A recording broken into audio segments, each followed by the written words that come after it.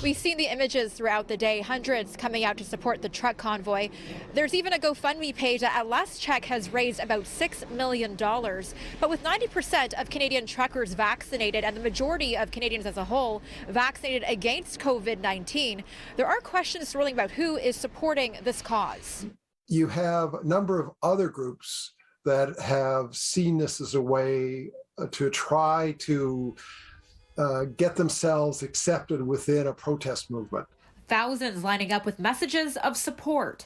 Online backing also appearing strong, with supporters leaving messages on the group's GoFundMe page saying, "We need to stand for what's right." It is a real minority, but a minority that is able to get attention, and that's really facilitated greatly by social media.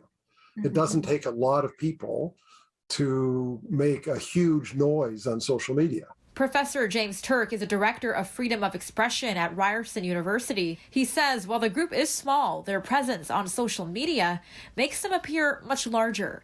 He says what is concerning are extremist groups like the alt-right maybe latching on to this cause to try and gain their own support within the anti-COVID mandates group. When trade unions organize a protest, they have marshals, and so if groups totally unrelated to them come along and try to take it, they can get rid of them. Whereas this is sort of a leaderless initiative, and it's not hard for groups to insinuate themselves into it and take advantage of it.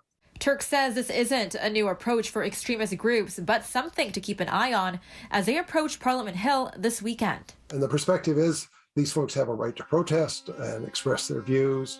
But what's notable here is not their protest, but that about 90% of Canadians disagree with them.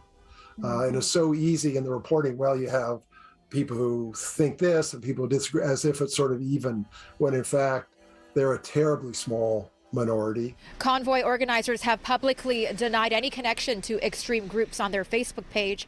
So far, the protests have been peaceful. Melissa Nakhavoly, City News.